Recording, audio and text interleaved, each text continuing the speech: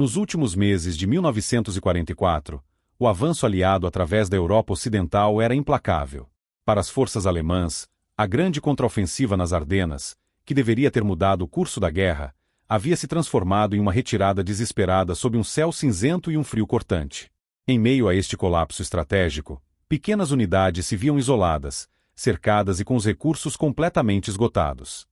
Dentro de um posto médico de campanha improvisado em um porão de fazenda na fronteira entre a Bélgica e a Alemanha, um grupo de enfermeiras do Deutsches Rotes Kreuz, a Cruz Vermelha Alemã, enfrentava o fim de seu mundo.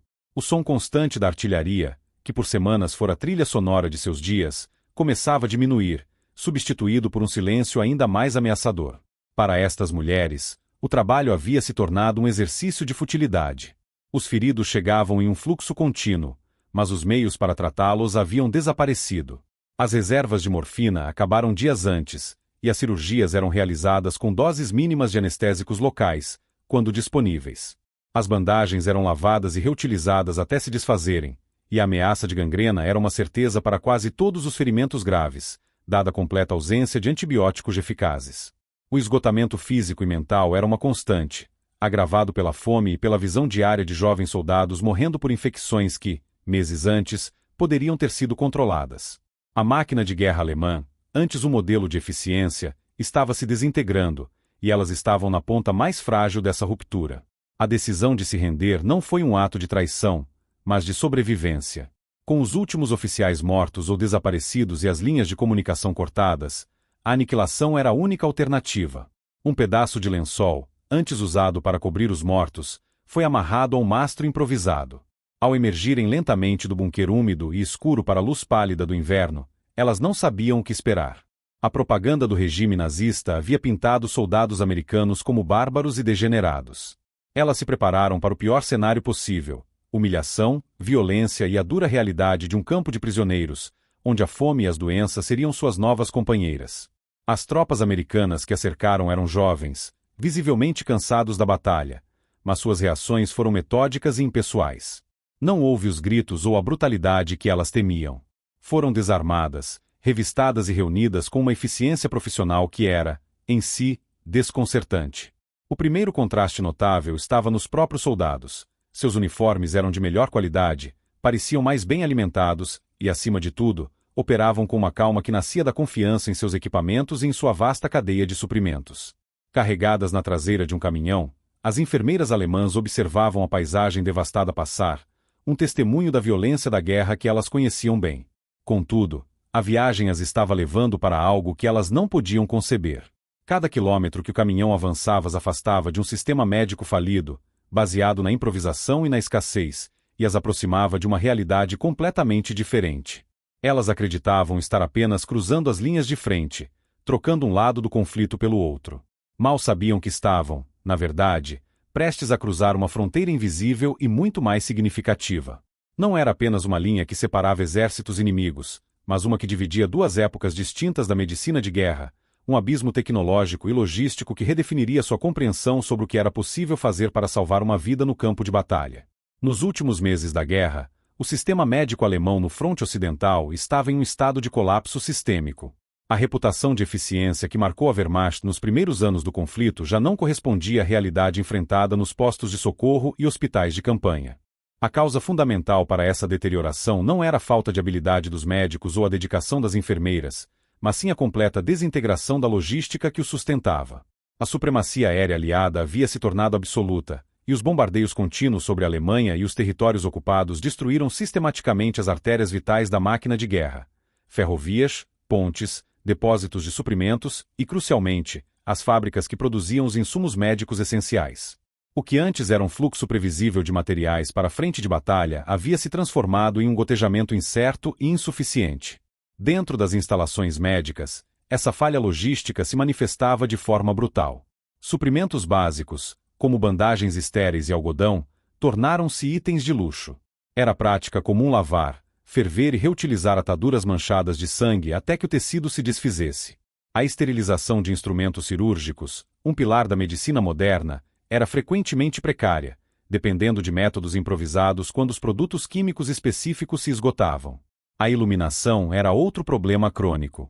Com a escassez de combustível para geradores, Muitas cirurgias complexas eram realizadas à luz de lampiões a querosene ou mesmo de velas, projetando sombras que dançavam sobre o paciente e dificultavam a precisão do cirurgião. A escassez de medicamentos era ainda mais crítica. Anestésicos como éter e clorofórmio, essenciais para procedimentos invasivos, eram rigorosamente racionados. As operações eram frequentemente conduzidas com anestesia local inadequada ou, nos casos mais extremos, com quase nenhuma. O resultado era um sofrimento indescritível para os feridos e uma pressão psicológica imensa sobre as equipes médicas, forçadas a operar em pacientes conscientes. No entanto, o inimigo mais implacável não era a dor, mas a infecção. Os antibióticos da época, principalmente as sulfas, haviam se tornado extremamente raros na frente de batalha. Sem eles, qualquer ferimento por estilhaço ou projétil era uma porta aberta para a gangrena e a septicemia. As enfermeiras viam diariamente ferimentos que poderiam ser tratados se transformarem em sentenças de morte, enquanto assistiam, impotentes, ao avanço da infecção que consumia seus pacientes. Para essas equipes, o trabalho se resumia a uma batalha desesperada e perdida contra a mortalidade. Elas se concentravam em aliviar a dor da melhor forma possível, em oferecer conforto e em realizar amputações como último recurso para impedir a disseminação da gangrena. A ciência médica havia regredido décadas em questão de meses. A imagem de um sistema de saúde militar alemão avançado e bem equipado, projetada pela propaganda do regime, desmoronava cada soldado que morria não pelo ferimento inicial, mas pelas suas consequências infecciosas. Essa realidade sombria era o padrão em toda a frente, um testemunho silencioso de que a guerra não estava sendo perdida apenas nos campos de batalha, mas também nas maçãs e mesas de cirurgia onde a capacidade de salvar vidas havia sido aniquilada pela falência industrial e logística do Terceiro Reich. A viagem na traseira do caminhão americano era fria e monótona, marcada pelo balanço constante sobre estradas de terra esburacadas pela artilharia. Para as enfermeiras alemãs prisioneiras, o futuro era uma incógnita, e o presente era definido pela escuridão da noite na zona rural da Bélgica. A paisagem ao redor era um vácuo de luz e vida, uma sucessão de vilarejos destruídos e florestas silenciosas, onde a única iluminação provinha dos faróis do comboio militar. Elas estavam habituadas a essa penumbra, pois a guerra, nos seus estágios finais, havia se tornado uma existência vivida nas sombras, tanto literal quanto metaforicamente. A falta de combustível e o risco de ataques aéreos haviam mergulhado a retaguarda alemã em uma escuridão quase medieval. Foi então que, no horizonte, um brilho baixo e persistente começou a se destacar. Inicialmente, era apenas uma mancha pálida contra as nuvens, algo que poderia ser confundido com o clarão distante de uma cidade em chamas, uma ocorrência comum naquelas semanas.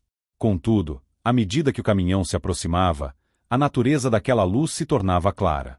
Não era o brilho caótico e alaranjado de um incêndio, mas uma luminosidade branca, estável e organizada.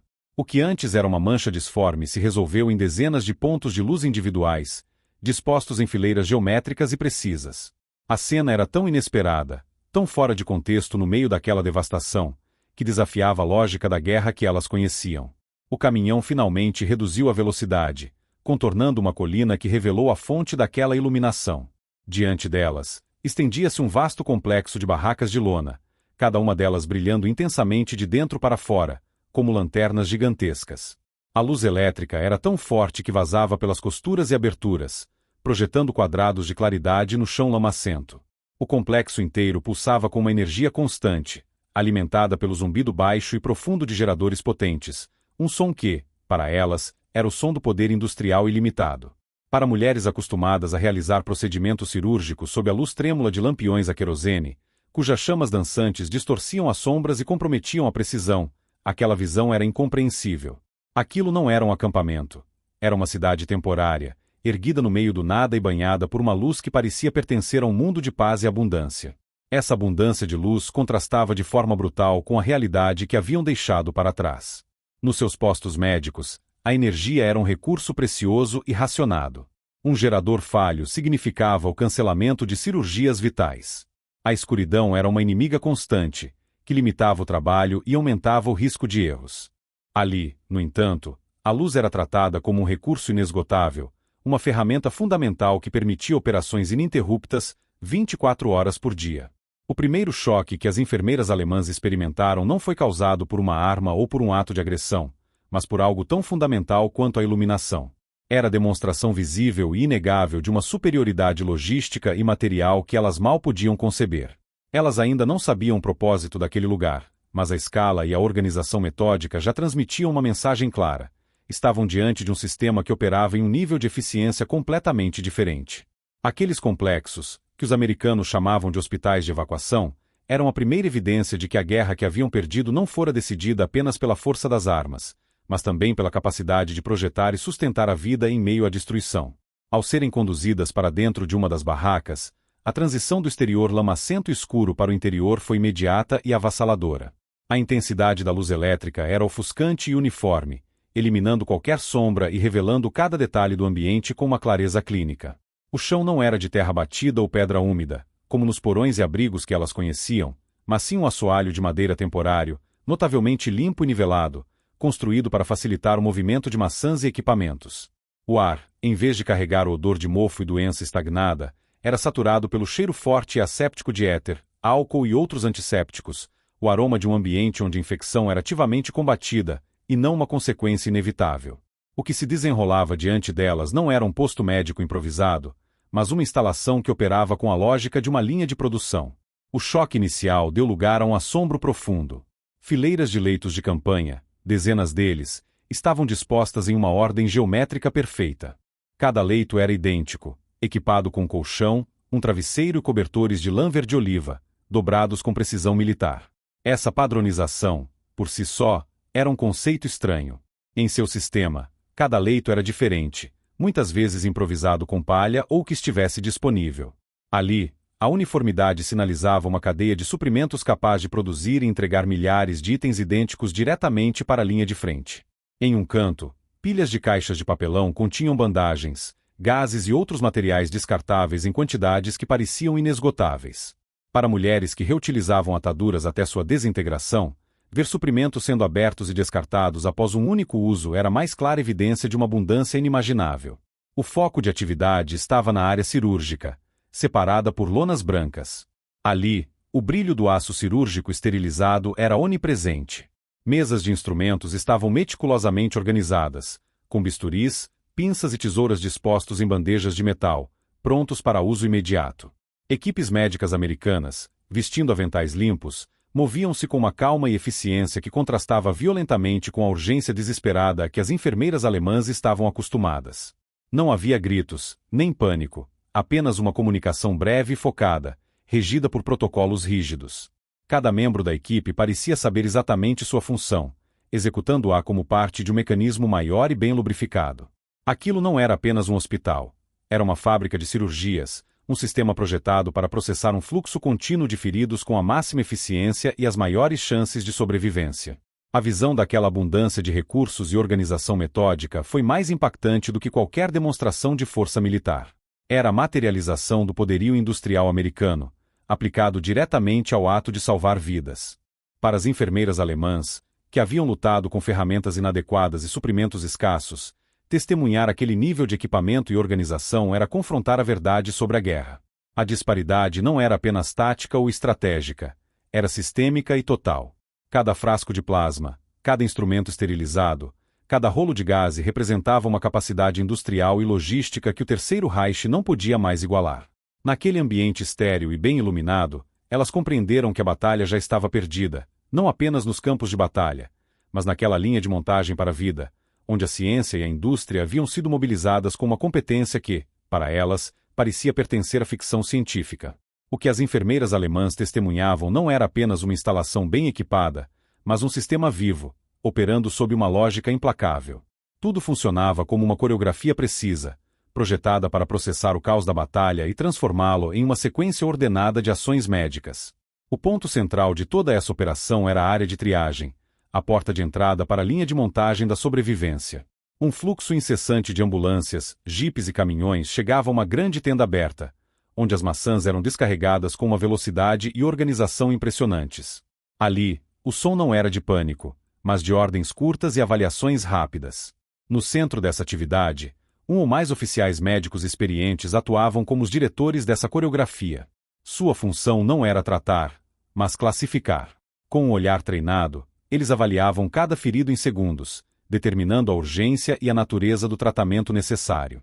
A lógica por trás desse sistema era brutalmente pragmática. maximizar o número de sobreviventes utilizando os recursos disponíveis da forma mais eficiente possível.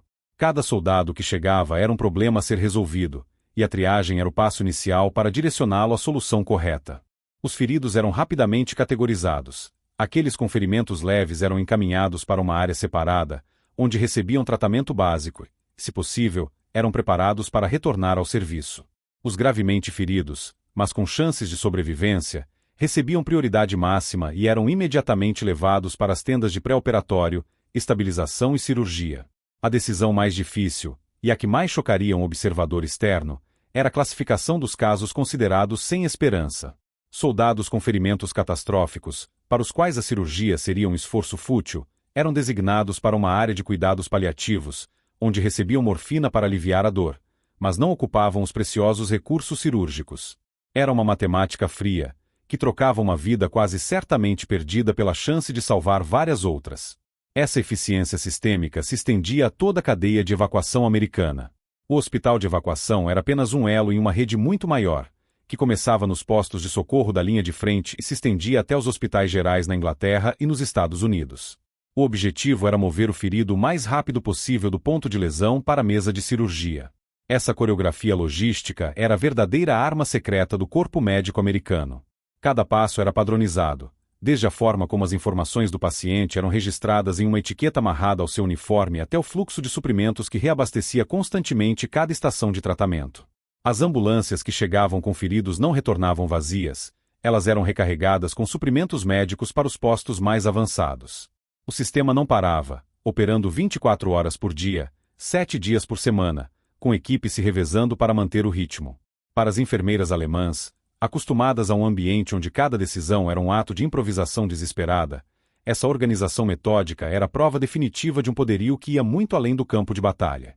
Era a demonstração de que, para os americanos, salvar um soldado não era um ato de compaixão isolado, mas um procedimento industrial, repetível e escalável, projetado para conservar seu recurso mais valioso, a vida de seus combatentes.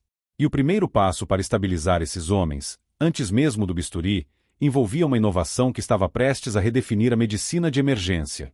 A arma mais eficaz no arsenal médico americano não disparava projéteis nem explodia. Era líquida, silenciosa e chegava em caixas de papelão. Para entender sua importância, é preciso compreender o maior assassino imediato no campo de batalha, o choque hemorrágico. Quando um soldado sofria um ferimento grave, a perda rápida de sangue causava uma queda catastrófica na pressão arterial, impedindo que o oxigênio chegasse aos órgãos vitais. O coração acelerava em uma tentativa desesperada de compensar, mas sem volume suficiente no sistema circulatório, o corpo entrava em colapso.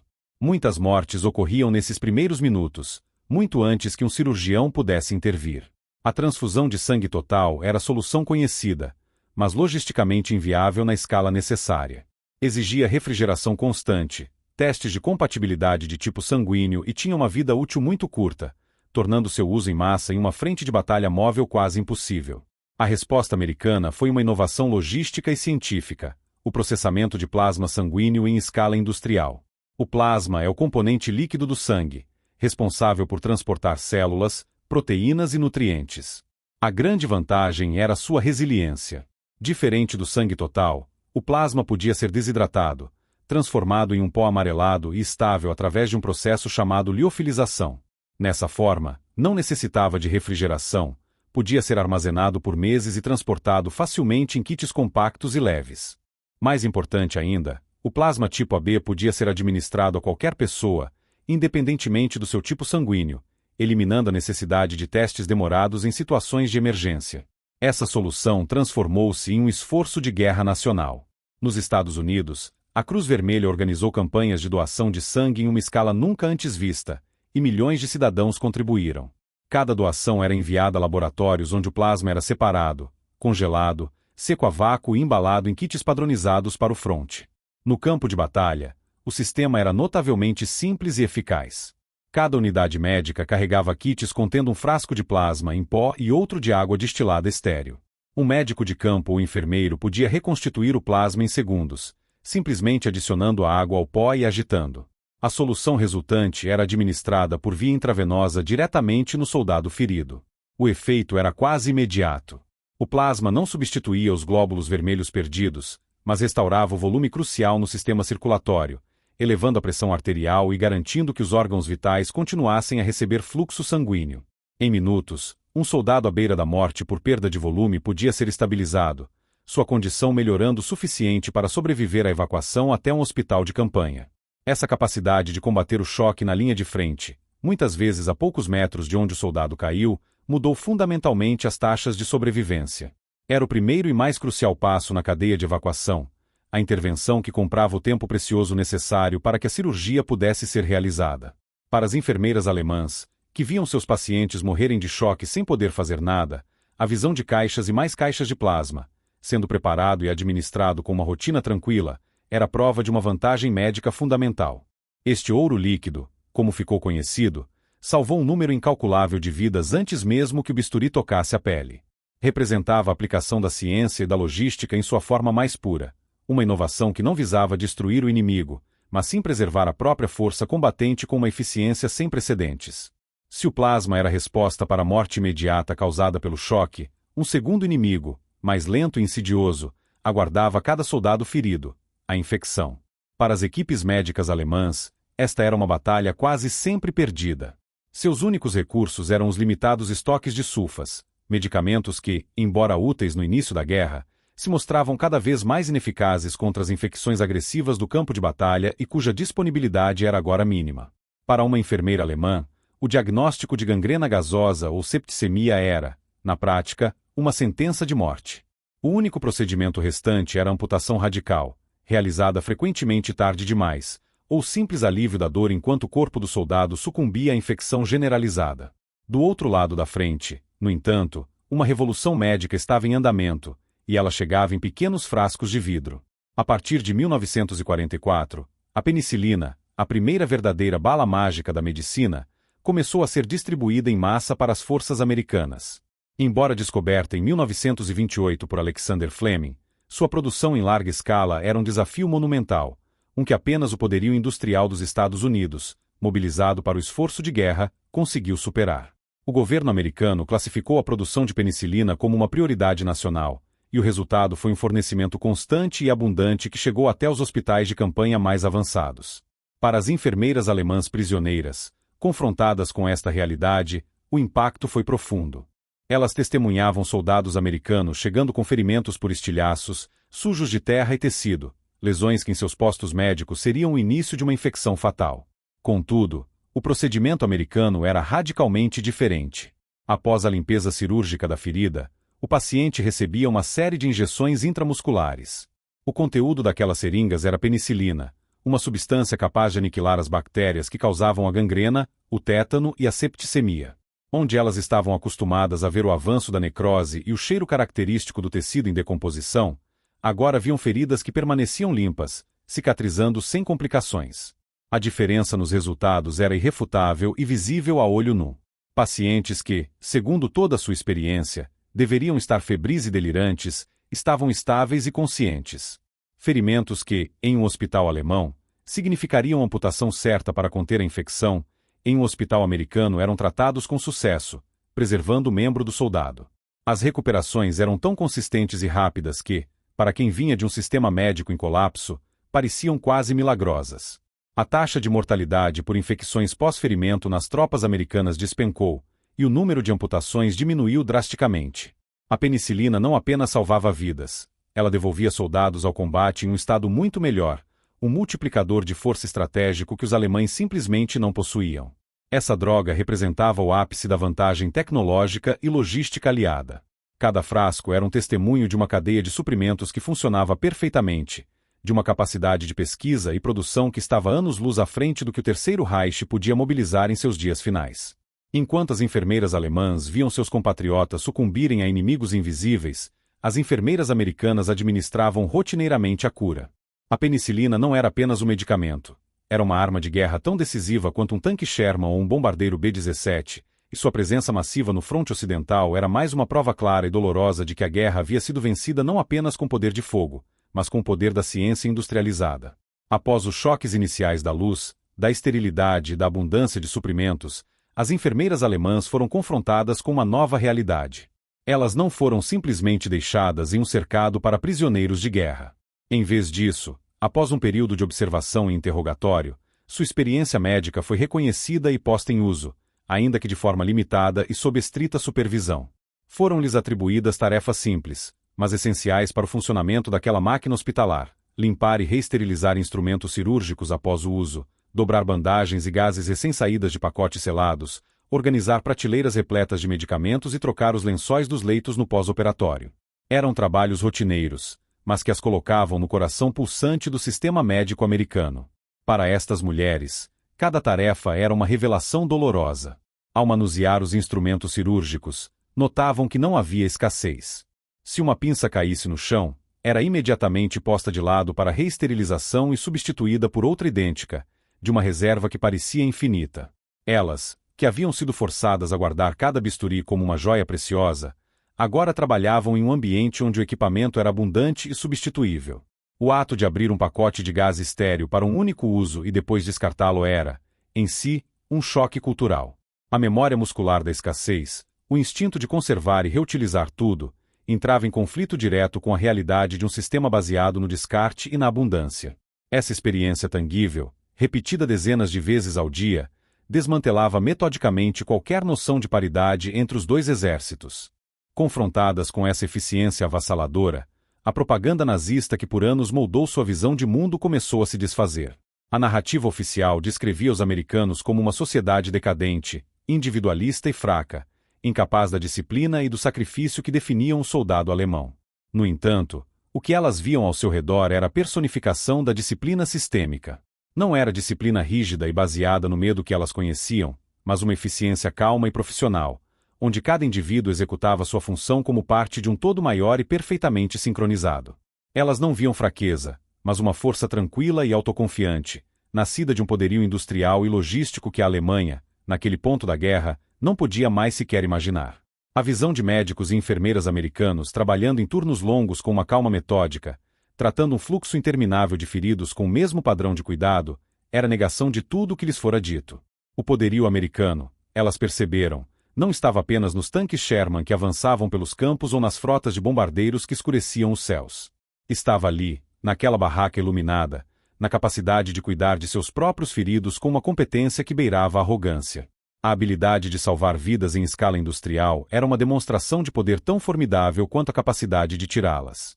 Era a prova de uma nação que podia projetar sua força não apenas através da destruição, mas também através da preservação. Para as enfermeiras alemãs, que haviam assistido impotentes à morte de seus compatriotas por falta de recursos básicos, essa constatação era profundamente desmoralizante. A guerra não estava sendo perdida apenas por falta de munição ou combustível, mas por uma falha fundamental em sustentar e proteger a vida de seus próprios soldados. Naqueles hospitais de campanha, elas se tornaram testemunhas inimigas, observando com uma mistura de descrença e admiração a dolorosa verdade da derrota completa de sua nação, refletida no brilho do aço cirúrgico e na eficácia silenciosa da penicilina. Para além da abundância de recursos e da organização metódica, a característica mais notável e talvez mais decisiva do sistema médico americano era sua mobilidade sem precedentes. A guerra no fronte ocidental, especialmente após o avanço da Normandia em meados de 1944, era fluida e dinâmica. As linhas de batalha mudavam diariamente, com as unidades blindadas americanas avançando dezenas de quilômetros em um único dia. Nesse cenário, um hospital fixo, por mais bem equipado que fosse, rapidamente se tornaria obsoleto, ficando a uma distância perigosa e ineficiente da zona de combate, onde os feridos eram gerados. A solução americana para este problema fundamental foi o desenvolvimento de unidades hospitalares concebidas desde o início para serem nômades. Hospitais de evacuação e hospitais de campanha não eram edifícios ou estruturas permanentes, eram sistemas modulares completos, projetados para serem desmontados, transportados e remontados com uma eficiência impressionante. Cada componente era padronizado para facilitar essa logística. Os pisos de madeira que criavam uma base limpa e estável sobre o terreno lamacento eram compostos por seções interligadas, que podiam ser desmontadas e empilhadas de forma compacta. As próprias tendas cirúrgicas e de enfermaria eram projetadas para serem erguidas e recolhidas de forma sistemática por equipes treinadas. O equipamento, desde as pesadas mesas de operação e os esterilizadores a vapor até os delicados instrumentos cirúrgicos, era condicionado em caixas de transporte robustas e claramente identificadas, permitindo um inventário e uma localização rápidos durante a remontagem. Até mesmo os geradores elétricos, que alimentavam a cidade de lona, eram montados sobre reboques para facilitar o deslocamento. O processo de movimentação era uma operação logística em si mesma, executada com a mesma precisão de uma manobra militar. Primeiro, o hospital parava de admitir novos feridos, estabilizando e evacuando os pacientes existentes para outras instalações mais à retaguarda da frente. Em seguida, as equipes iniciavam a desmontagem sistemática. Em questão de horas, o que era um complexo médico funcional, com capacidade para centenas de leitos, era reduzido a uma coleção organizada de equipamentos e suprimentos, prontos para serem carregados em um comboio de dezenas de caminhões de 2,5 toneladas. Essa frota de veículos, parte integral da unidade hospitalar, transportava a cidade médica inteira para seu novo destino, quilômetros à frente, mais perto da nova linha de batalha. Ao chegar a um novo local, previamente selecionado por uma equipe de reconhecimento por sua proximidade com as estradas e terreno adequado, o processo inverso ocorria com a mesma eficiência.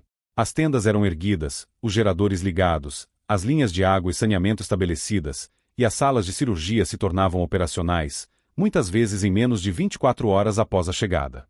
Essa capacidade de mover uma infraestrutura médica complexa garantia que o cuidado cirúrgico avançado nunca estivesse longe dos combatentes. A distância e, crucialmente, o tempo entre o momento do ferimento e a chegada à mesa de cirurgia eram drasticamente reduzidos, um fator que se provou decisivo para as altas taxas de sobrevivência americanas. A linha de vida, como era conhecida, não era um ponto fixo no mapa. Era uma entidade elástica e móvel que acompanhava o avanço das tropas, passo a passo, garantindo que a salvação estivesse sempre ao alcance. Essa mobilidade era um luxo impensável para as forças alemãs, que, no final da guerra, lutavam com a falta de combustível e veículos para mover até mesmo suprimentos básicos. O hospital nômade americano era, portanto, a manifestação final da superioridade logística aliada, não apenas a capacidade de fornecer recursos, mas a capacidade de mover a própria infraestrutura de sobrevivência para onde ela era mais necessária. A superioridade do sistema médico americano não era apenas uma impressão visual ou uma memória anedótica das enfermeiras alemãs, era um fato estatístico, documentado em relatórios detalhados e gravado nos destinos de centenas de milhares de homens. Quando analisados, os números revelam uma disparidade tão vasta que transformam a narrativa da guerra, mostrando que a batalha pela sobrevivência na retaguarda era tão crucial quanto os confrontos na linha de frente. A história dessa vantagem pode ser contada através de dados concretos, que quantificam a eficiência de uma máquina de salvar vidas operando em escala industrial. O número mais revelador de todos era a taxa de sobrevivência dos feridos. Ao final da guerra no teatro europeu, um soldado americano que chegava vivo a uma instalação médica tinha mais de 96% de chance de sobreviver aos seus ferimentos. Este é um dado extraordinário que representa um salto quântico na medicina militar. Para colocar este número em perspectiva, em conflitos anteriores como a Primeira Guerra Mundial, a probabilidade de morrer por infecção ou complicações após um ferimento era drasticamente maior. A capacidade de salvar 24 de cada 25 homens que chegavam às suas tendas médicas era prova definitiva de que o sistema americano, combinando cirurgia rápida, plasma e antibióticos, estava funcionando com uma eficácia sem precedentes. Essa estatística notável não era fruto do acaso, mas o resultado direto de um sistema projetado para combater o principal inimigo de um soldado ferido, o tempo. O objetivo central de toda a cadeia de evacuação, desde o médico no campo de batalha até o hospital cirúrgico, era reduzir o intervalo entre o momento da lesão e a intervenção definitiva. Os planejadores médicos americanos estabeleceram uma meta ambiciosa, mas vital. Nenhum ferido deveria esperar mais de 6 horas para chegar a uma mesa de cirurgia. Graças à mobilidade dos hospitais de campanha, que avançavam junto com as tropas, e à eficiência da triagem e do transporte motorizado, essa meta era consistentemente alcançada para a grande maioria dos casos. Essa velocidade foi fundamental para diminuir drasticamente a taxa de mortos por ferimentos, uma categoria que se refere aos soldados que não morrem instantaneamente, mas sucumbem horas ou dias depois devido a choque hemorrágico ou infecção. Outro conjunto de números contava uma história paralela de sucesso. Historicamente, em quase todas as grandes guerras, as doenças sempre mataram mais soldados do que as armas do inimigo. A febre tifoide, a disenteria e a pneumonia eram tão letais quanto a artilharia. Na Segunda Guerra Mundial, pela primeira vez na história militar americana em um grande conflito, essa estatística foi invertida de forma decisiva. Mais soldados morreram em combate direto do que por doenças. Este feito foi o resultado direto da vacinação em massa de todas as tropas, de padrões de saneamento rigorosos nos acampamentos e, crucialmente, da ampla disponibilidade da penicilina, que controlava infecções bacterianas que antes dizimavam exércitos. Cada estatística, a taxa de sobrevivência superior a 96%, o tempo para cirurgia inferior a 6 horas, a inversão da mortalidade por doença, apontava para a mesma conclusão irrefutável. A guerra moderna não era vencida apenas pela nação que conseguia infligir mais baixas ao inimigo, mas também por aquela que era mais eficiente em preservar sua própria força de combate, devolvendo soldados feridos à vida e, por vezes, de volta ao serviço. Os números não mentem. Eles contam a história de uma vantagem logística e industrial tão decisiva quanto qualquer estratégia no campo de batalha. Era a vitória quantificada, uma prova matemática do poder sistêmico que as enfermeiras alemãs, em meio ao colapso de seu próprio mundo, testemunhavam com assombro e descrença. A capacidade do sistema médico americano era tão vasta e o fluxo de suprimentos tão contínuo que, em muitos setores da frente de batalha, gerou-se um excedente de capacidade operacional. Essa eficiência não se limitava a atender apenas os próprios feridos. À medida que as forças alemãs entravam em colapso, especialmente após a Batalha do Bulge, o número de prisioneiros de guerra aumentava exponencialmente, e com eles, o número de inimigos feridos que necessitavam de cuidados médicos urgentes. A resposta americana a essa situação não foi apenas uma questão de escolha, mas também de obrigação. As Convenções de Genebra, das quais os Estados Unidos eram signatários, estipulavam claramente que os prisioneiros de guerra feridos deveriam receber o mesmo nível de cuidado médico que os soldados da nação captora. Essa prática, no entanto, foi muito além do simples cumprimento de um protocolo legal. Ela se tornou uma demonstração tangível de poder. Os soldados alemães feridos, capturados no campo de batalha, eram levados para os mesmos pontos de triagem que os G.IS americanos. Ali, eram desarmados e revistados, mas em seguida, sua condição médica se tornava a prioridade. Eram avaliados pelos mesmos oficiais médicos, classificados com base na gravidade de seus ferimentos e encaminhados para tratamento dentro da mesma estrutura hospitalar. Nas enfermarias e tendas cirúrgicas, não era incomum ver um soldado americano e um prisioneiro alemão ocupando leitos adjacentes, recebendo transfusões da mesma remessa de plasma ou injeções da mesma caixa de penicilina, administradas pela mesma enfermeira americana. Para as enfermeiras alemãs prisioneiras, que foram integradas em tarefas de apoio, essa cena era a mais surreal e impactante de todas. Elas se viam cuidando de seus próprios compatriotas feridos, mas o faziam sob supervisão americana, utilizando suprimentos e equipamentos que, poucos dias antes, eram inimagináveis em seus próprios postos médicos. A ironia da situação era profunda. Elas podiam agora oferecer aos seus soldados um nível de cuidado que lhes fora negado sob sua própria bandeira, graças à capacidade logística do inimigo. Essa experiência era uma confirmação diária e inescapável da disparidade total entre os dois sistemas. Ao tratar os prisioneiros alemães com a mesma eficiência metódica aplicada aos seus próprios homens, os Estados Unidos não demonstravam apenas humanidade. Eles projetavam poder de uma forma sutil, mas inconfundível. A mensagem implícita era clara. A capacidade industrial e logística americana era tão esmagadora que cuidar dos feridos do inimigo não representava um fardo significativo para o sistema. Era um luxo que podiam se permitir, uma demonstração de força que dizia: somos tão organizados e bem abastecidos que podemos salvar não apenas os nossos, mas também aqueles que tentaram nos matar. Para um soldado alemão que esperava negligência ou tratamento brutal em cativeiro, receber cuidados médicos de ponta era uma arma psicológica poderosa, que minava a propaganda de seu próprio regime e expunha a falência do sistema pelo qual ele havia lutado. Dessa forma, a compaixão se tornava uma ferramenta estratégica, e a mesa de cirurgia, um palco onde a superioridade americana era exibida de forma silenciosa, mas definitiva. A esmagadora supremacia médica testemunhada nas frentes de batalha da Europa não foi um fenômeno que surgiu espontaneamente na lama da França ou da Bélgica.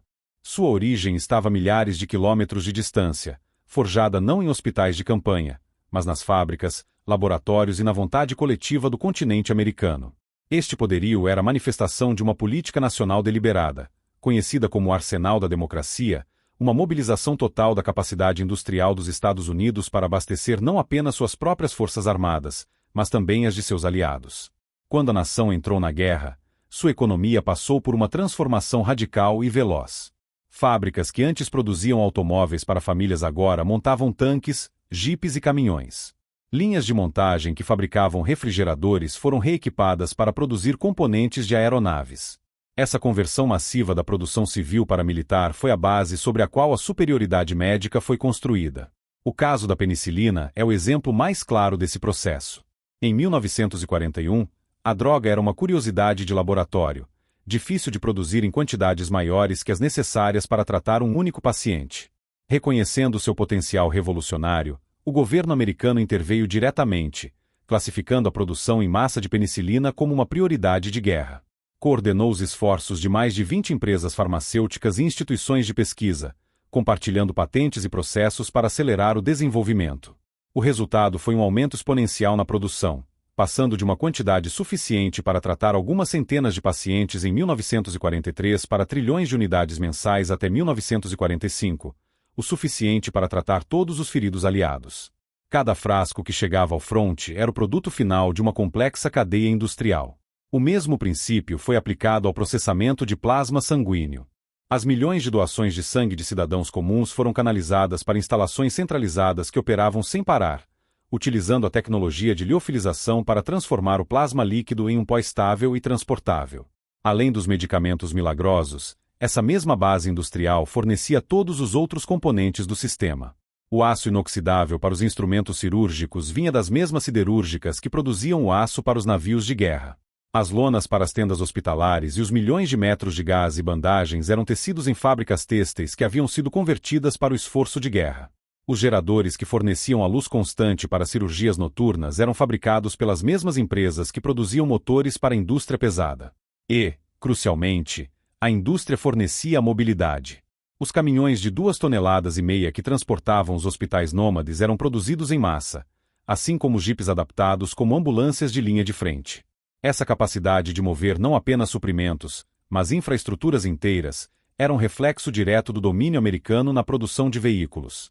Essa produção em massa só foi possível pela mobilização de uma nova força de trabalho. Com milhões de homens no exterior, as mulheres americanas assumiram papéis nas linhas de montagem, operando maquinário pesado e garantindo que as metas de produção fossem não apenas cumpridas, mas superadas.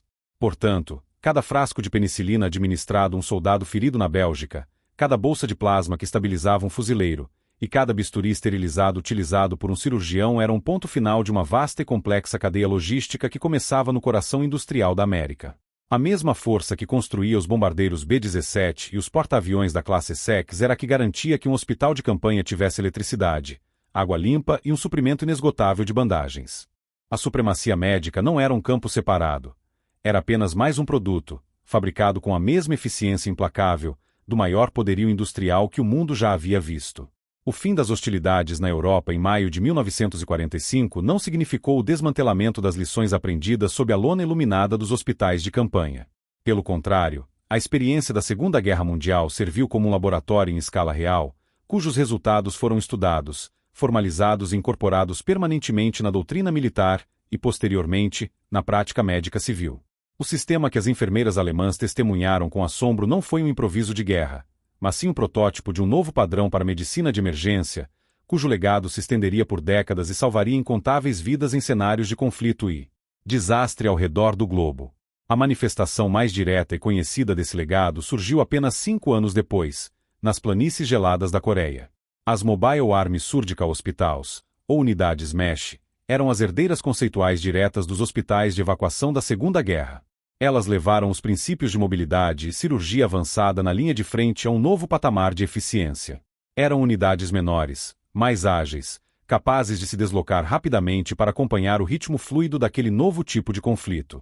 A inovação crucial foi a integração do helicóptero para evacuação aeromédica, que reduziu o tempo entre o ferimento e a cirurgia de horas para meros minutos. O soldado ferido não dependia mais apenas da ambulância terrestre. Ele podia ser resgatado do campo de batalha e entregue diretamente à porta da sala de cirurgia. Este sistema, refinado ainda mais durante a Guerra do Vietnã, provou que a velocidade era o fator mais determinante para a sobrevivência, uma lição aprendida nas estradas lamacentas da França em 1944. Contudo, o legado mais profundo transcendeu o campo de batalha. Os princípios fundamentais que garantiram o sucesso do sistema americano, triagem rápida e sistemática, logística de suprimentos em massa e a modularidade das instalações médicas, tornaram-se o alicerce da resposta moderna a desastres civis. Quando um terremoto devasta uma cidade, ou um furacão deixa uma região inteira sem infraestrutura, as organizações de ajuda humanitária e as agências governamentais aplicam a mesma lógica. Hospitais de campanha são erguidos em questão de horas, utilizando kits pré-fabricados.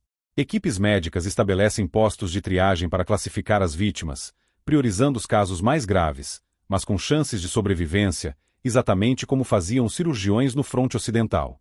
A gestão da cadeia de suprimentos para levar água, medicamentos e equipamentos a uma zona de desastre segue os mesmos princípios logísticos que garantiam que a penicilina e o plasma chegassem ininterruptamente às tropas. O que começou como uma necessidade militar para conservar a força de combate evoluiu para um manual global de como salvar vidas em meio ao caos. A estrutura organizacional de um hospital de emergência montado pela Cruz Vermelha ou pelos Médicos Sem Fronteiras em uma zona de crise hoje tem seu DNA diretamente rastreável às tendas operacionais de 1944. A guerra, em sua imensa capacidade de destruição, forçou a humanidade a inovar em sua capacidade de preservação a um ritmo que seria impensável em tempos de paz. A necessidade de tratar um número massivo de traumas balísticos acelerou o desenvolvimento de técnicas cirúrgicas, da anestesiologia e da ciência por trás dos bancos de sangue. De forma irônica, foi no ambiente mais violento e desumano que os sistemas mais eficientes e humanos para salvar vidas foram forjados, testados e aperfeiçoados, deixando um legado duradouro que continua a operar muito tempo depois que os canhões da Segunda Guerra Mundial se silenciaram. Para as enfermeiras alemãs que se renderam nos últimos e caóticos meses da guerra, o fim do combate não chegou como um alívio, mas como o início de uma educação brutal e reveladora. A guerra que elas haviam lutado era uma de fronte, definida pela escassez, pela improvisação desesperada e pela coragem diante de uma futilidade crescente. Era uma realidade de bandagens reutilizadas, de cirurgias realizadas sob a luz trêmula de lampiões e da luta constante contra infecções que quase sempre venciam. Elas acreditavam estar participando de um conflito de nações, uma disputa de resistência e vontade, travada com balas, bombas e o sacrifício de seus soldados. Acreditavam que a derrota, quando viesse, seria uma questão de superioridade numérica e de poder de fogo. Estavam enganadas. A rendição as transportou para além das linhas inimigas e as inseriu no coração de um conflito totalmente diferente, um que elas sequer sabiam que estava sendo travado. Naqueles hospitais de campanha americanos, elas não testemunharam apenas um exército mais bem abastecido, elas viram uma filosofia de guerra completamente distinta. A batalha principal travada ali não era contra outros soldados, mas contra o próprio tempo, contra o choque hemorrágico e contra os micróbios. Era uma guerra travada em uma frente diferente, onde as armas eram a ciência aplicada, a logística em escala massiva e uma vontade industrial implacável. Cada aspecto daquele sistema era uma lição. A padronização dos leitos, a abundância de suprimentos descartáveis e o brilho constante da luz elétrica não eram meros luxos, eram componentes de uma linha de montagem para a sobrevivência, projetada com a mesma precisão que uma fábrica de automóveis. A propaganda que descrevia os americanos como fracos e decadentes se desintegrava diante daquela eficiência calma e metódica. Elas perceberam que a Alemanha não havia perdido apenas uma guerra de táticas militares. Havia perdido uma guerra de produção, de organização e de inovação. Enquanto seus próprios cientistas haviam criado armas de destruição notáveis, a indústria americana havia aperfeiçoado as ferramentas de preservação. O plasma desidratado e a penicilina, produzidos em uma escala que desafiava a imaginação, eram a prova de que o verdadeiro poderio de uma nação em guerra total não residia apenas em sua capacidade de infligir baixas, mas também em sua capacidade de anular os danos sofridos. A visão de seus próprios compatriotas, prisioneiros e feridos, sendo tratados com os mesmos recursos avançados que os soldados americanos, foi a confirmação final. Não era um ato de pura compaixão, mas também uma demonstração de poder esmagador. A capacidade de salvar vidas era tão vasta que podia se estender até mesmo ao inimigo. Para aquelas mulheres, a experiência foi uma profunda reavaliação de tudo o que conheciam. A guerra que elas lutaram e perderam foi, de fato, uma guerra de balas e bombas, decidida nos campos de batalha da Europa. Mas naqueles hospitais americanos, elas testemunharam a vitória em uma frente muito mais fundamental. Viram a derrota de seu país não no cano de um rifle, mas no brilho do aço cirúrgico esterilizado, no fluxo contínuo de suprimentos e na recuperação quase milagrosa de homens que, em suas mãos, estariam condenados. Elas compreenderam que a verdadeira vantagem americana não estava apenas em seus tanques ou aviões, mas na sua capacidade de travar e vencer uma guerra paralela e silenciosa, a guerra contra a morte. No final, a história da Segunda Guerra Mundial no fronte ocidental é frequentemente contada através da movimentação de exércitos, das estratégias dos generais e do poder de fogo da artilharia e da aviação. É uma narrativa dominada pela fumaça da pólvora, pelo ruído dos motores dos tanques e pela destruição de cidades. Contudo, como vimos, uma outra guerra, mais silenciosa, foi travada simultaneamente, longe das trincheiras, mas igualmente decisiva. Foi uma guerra de logística, ciência e organização, cujo campo de batalha era a mesa de cirurgia e cujas armas mais eficazes eram a penicilina, o plasma e o bisturi de aço esterilizado. A vantagem americana, que selou o destino do conflito, não foi apenas uma questão de superioridade numérica ou industrial na fabricação de armas. Ela se manifestou de forma inesquecível e avassaladora na capacidade de preservar a vida de seus combatentes. Essa vantagem não era um único fator, mas um sistema integrado. Começava a milhares de quilômetros de distância, no coração industrial da América, onde a mesma força produtiva que construía fortalezas voadoras era direcionada para fabricar milhões de unidades de penicilina e processar milhares de litros de plasma. Continuava na cadeia logística, uma rede complexa e eficiente que garantia que esses suprimentos vitais chegassem às linhas de frente com a mesma regularidade que a munição e as rações. E culminava naqueles hospitais nômades, cidades médicas modulares que podiam ser desmontadas e movidas junto com o avanço das tropas, garantindo que a cirurgia avançada estivesse sempre a poucas horas de distância do soldado ferido. Cada componente deste sistema, da doação de sangue de um civil em Ohio à injeção administrada por uma enfermeira na Bélgica, era uma peça de uma máquina de sobrevivência projetada em escala industrial. O impacto dessa máquina foi profundo e multifacetado. Para o soldado americano, ela representava uma promessa, a de que, se ele caísse ferido, a nação por trás dele mobilizaria todos os seus recursos para trazê-lo de volta. Essa garantia era um fator de moral incalculável, um contraponto ao medo constante da morte. Para as equipes médicas alemãs, como as enfermeiras que testemunharam esse sistema em primeira mão, foi a prova final e irrefutável da derrota. A visão de uma abundância que beirava o desperdício, de protocolos que eliminavam a improvisação e de resultados que pareciam milagrosos desmantelou qualquer propaganda sobre a fraqueza do inimigo. A capacidade de tratar os próprios prisioneiros com o mesmo padrão de excelência não era apenas um ato humanitário. Era a mais sutil e poderosa demonstração de poder, uma declaração de que a capacidade americana era tão vasta que podia se dar ao luxo de salvar até mesmo aqueles que tentavam destruí-la. Portanto, ao reexaminar o desfecho da guerra, é fundamental olhar para além do mapa tático.